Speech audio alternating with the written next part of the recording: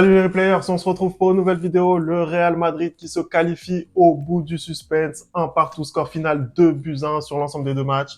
Anderson, t'es chaud ou pas pour débriefer? Écoute, je suis bouillant, hein. Quel tard vraiment on a assisté ce soir.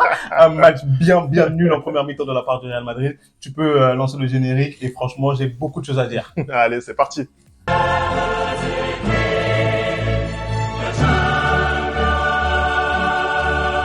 Allez, on commence tout de suite cette vidéo. Le Real qui s'en sort par un trou de souris. Première période très compliquée à regarder, Anderson. Hein. Première période tellement difficile à regarder, je veux pas te mentir. Hein. Je vois la première période, j'ai envoyé un message à Pémi, j'ai dit franchement, est-ce que ça vaut la peine qu'on fasse le débrief? Est-ce que ça vaut la peine qu'on fasse le débrief? Parce que le Real Madrid nous a pas respecté ce soir. Je suis désolé, le Real Madrid nous a pas respecté ce soir. Quand on rentre et que déjà je découvre la composition d'équipe avec 5 milieux de terrain. Hein, quand je vois 5 minutes de terrain, je ne sais même pas où est-ce que Bellingham va jouer et que finalement je regarde un peu sur le terrain, je vois qu'il joue en position de un peu faux numéro 9 comme on a vu hier avec le Paris Saint-Germain. Ouais. Mais je ne comprends pas le choix de Carlo Ancelotti ce soir. C'est-à-dire que tu as gagné 1-0 à l'extérieur contre Leipzig. Sauf preuve du contraire, je ne pense pas que Leipzig est devenu Barcelone ou Paris ou Manchester City. Hein, je ne sais pas de quoi il a peur pour mettre 5 minutes de terrain ce soir. Au final, sur le banc, t'as Brahim, Diaz, hein, t'as Rossellou, t'as des attaquants, t'as des joueurs qui peuvent, t'as Rodrigo aussi, même si je trouve que ces dernières semaines c'est un peu plus compliqué pour lui. On n'a rien vu du Real en première mi-temps. Ce qu'on a vu du Real, c'est des lacunes. Hein. Je parle notamment de Nacho. Nacho, quel match horrible, quel match de terroriste de la part de Nacho. Alors Mendy, j'en parle même pas. Le match de Mendy, ça a montré dans absolument toutes les écoles de patates. Oui. Toutes les écoles de clowns. Mais il était nul ce soir. Techniquement, tactiquement, nul. Non, mais vraiment, ce match en première mi-temps, et franchement, le Real était nul, mais Leipzig, c'était la même chose. Bah, après, c'est vrai que, bon, déjà, le Real Madrid, il n'a pas été à la hauteur de l'événement, surtout en première période, tu l'as dit. Après, je pense que, voilà, sur le choix de Carlo Ancelotti de mettre ce 4-3-3, tu l'as réclamé ici, hein, sur la chaîne, hein, ce dispositif. C'est pas ce 4-4-3 là que j'ai réclamé. N'essaie pas de me faire dire les choses que j'ai réclamées. C'est pas celui-là que j'ai réclamé. Après, effectivement, il y avait des choix au niveau des hommes qui peuvent interroger, mais tu l'as dit, Rodrigo, il est dans une mauvaise place en ce moment. Peut-être que c'était aussi une façon pour Ancelotti de lui mettre une petite tiquette derrière la tête. Mais en tout cas, voilà, il a aligné un 4-3-3. Bellingham, on le voit souvent se projeter, donc ça faisait peut-être sens. C'est le meilleur buteur de cette équipe. Mais je veux pas te mentir, pour moi, c'était pas trop un 4-3-3. Hein. J'avais l'impression que c'était un 4-4-1-1 parce que et quand on voit le but, bah d'ailleurs, on voit sur le but que c'est un 4-4-1-1. Oui, le but l'illustre tout à fait. Mais voilà, en tout cas, le choix d'Ancelotti, il peut peut-être se comprendre. Moi, j'ai un peu plus de mal avec Fede Valverde sur le côté droit. Moi, ça me gêne beaucoup plus. Mais bien sûr. On voit quand il est replacé au milieu de terrain qu'il est beaucoup plus fantastique. Tu vois, c'est dans son poste, c'est ses qualités. Là, c'est le bridé en fait sur le côté droit. Il a fait jouer comme ça pendant une saison. Il y a 2 ans sur le côté droit, le pauvre. Il était bon parce que c'est un bon joueur de foot, parce qu'il se projette aussi bien. Mais c'est le bridé en fait de le mettre sur ce côté-là. Et après, sur cette première période, le Real a essayé d'avancer et en fait, ils sont tombés sur un bloc de Leipzig qui, pour le coup, à défaut de proposer quelque chose offensivement, qui a été très bien en place. En réalité, les deux lignes côté Leipzig de 4, elles étaient vraiment très solides, très étanches et ça a même pas permis au Real d'aller très souvent dans la seconde moitié de terrain, à l'image d'un Camavinga que moi j'ai trouvé aussi très en difficulté aujourd'hui. On est d'accord. Et il a été sanctionné parce qu'il est sorti très rapidement dans ce match. Mais voilà, je pense que le Real, effectivement, ils ont pas su comment contourner ce bloc de Leipzig. Leipzig qui, pour moi, avait fait une bien meilleure impression lors du match aller. Après, quand même, sur cette première période, il y a 2-3 opportunités, je trouve, pour Leipzig, notamment avec Luis Openda, notamment, où ça doit mieux jouer. Sesco aussi, où en fait ils se sont pas concertés. Exactement. Et ils ont fait les mauvais choix. Exactement. Ils ont fait les mauvais choix. Pour moi, il y a eu trop d'individualisme dans ce qui a été proposé offensivement. Et à ce niveau-là, c'est juste pas possible. En fait, tu dois jouer avec tes partenaires. Je suis totalement d'accord avec toi, Fémi, parce que en vrai, si ce soir on vient s'asseoir et on dit victoire de Leipzig 3-1, ça choque personne. Il y a rien à dire. Ça choque personne parce que en première mi-temps, notamment moi là en tête, j'ai l'occasion de Luis Openda qui ouvre trop son pied alors que son coéquipier est à droite tout seul. Tu lui donnes le ballon, c'est l'action peut-être un peu plus dangereuse. Ils ont eu les occasions. J'ai trouvé justement que de toute façon sur l'ensemble des 2 matchs, j'ai trouvé les attaquants vraiment de Leipzig en manque d'efficacité totale. C'est-à-dire que même ce soir, encore une fois de plus, on l'a vu, ils n'ont pas été, efficients, surtout contre une équipe du Real qui était vraiment en difficulté ce soir. Le Real était totalement en difficulté ce soir et je pense que justement, en première mi-temps, la personne qui a le mieux cristallisé cette difficulté-là, c'est Camavinga. Je l'ai pas reconnu. Énormément de pertes de balles, énormément de mauvais choix. Hein. Le Real n'était pas présent sur les seconds ballons. En fait, il y a rien qui allait. C'est-à-dire qu'on trouvait pas de horizontalité, que de la verticalité, avec des crosses, on faisait des passes à son adversaire, tout le monde se cachait. J'ai vu combien de fois Bellingham sur le terrain rouspéter parce qu'il a fait énormément d'appels et on le servait pas du tout. Et moi, je blâme Ancelotti parce que je suis désolé, tu peux pas être le Real Madrid, tu peux pas avoir gagné 1-0 au match aller malgré la difficulté que c'était et venir chez toi et attendre en fait. Parce que c'est ce que le Real a fait en première mi-temps. Ils ont attendu pour pouvoir exploiter les comptes. Et je pense que l'idée aussi, c'était de pouvoir contrôler le milieu de terrain et d'empêcher justement Xavi Simons et Daniel Olmo de repiquer au centre. C'est pour ça qu'il a densifié son milieu de terrain.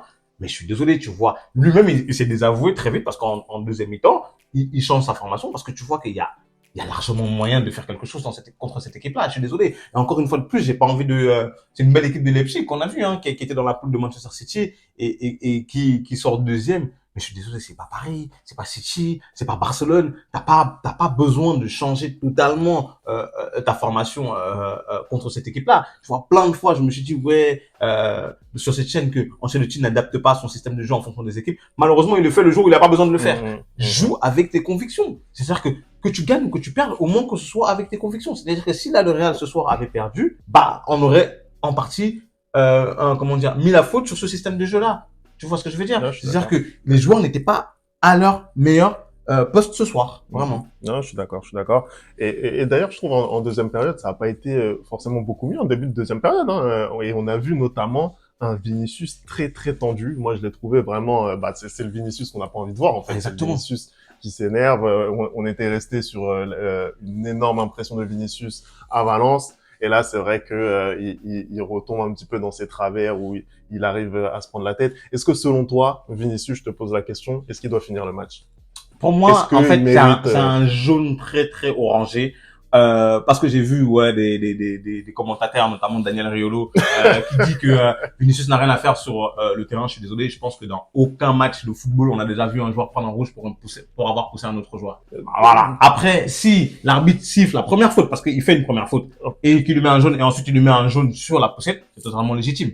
C'est totalement légitime. C'est que sur la même action, en fait, normalement, il doit y avoir deux jaunes. Il doit y avoir deux jaunes, sauf que la première faute, il la siffle pas. Je ne comprends pas. En fait, là, c'était de la frustration. La frustration parce que le Real ne jouait pas un bon football, parce que lui il n'était pas bien rentré dans son match. Et c'est une faute totalement, la première faute, elle est totalement débile. Et le deuxième geste est encore plus débile. À un moment donné, faut comprendre les conséquences de ces gestes. Pareil, on en a parlé hier de Hakimi qui avait un peu des sautes d'humeur. Faut comprendre les conséquences de son geste. C'est-à-dire que ce soir-là, si tu fais ça, tu prends un rouge, tu mets ton équipe en difficulté et le Real peut être éliminé, en fait. Ouais, et il n'y a pas besoin de le faire. Je suis le premier à défendre Vinicius sur cette chaîne quand il se fait insulter à gauche, à droite et c'est totalement légitime. Mais ça, c'est aussi un comportement de Vinicius que je n'aime pas. Ça, c'est un comportement de Vinicius qui a eu à avoir dans le passé. Maintenant, c'est un peu réglé. Mais ce soir, c'est de l'énervement pour absolument rien du tout. Reste dans ton match, en fait. Reste dans ton match et jouez votre football, tout simplement. D'autant plus que juste derrière, il ouvre le score. Action incroyable, encore une fois, entre Bellingham et Vinicius. Jude, qui d'autre que lui? C'est dingue. Et franchement, quand on voit Jude Bellingham porter le ballon, moi j'étais en train de dire, mais libère directement sur Vinicius, il va jouer le 1 contre 1. Le premier rappel n'était pas bon. Le premier rappel n'était pas bon. Et effectivement, il a eu raison, tu le dis très bien, il a eu raison de porter la balle.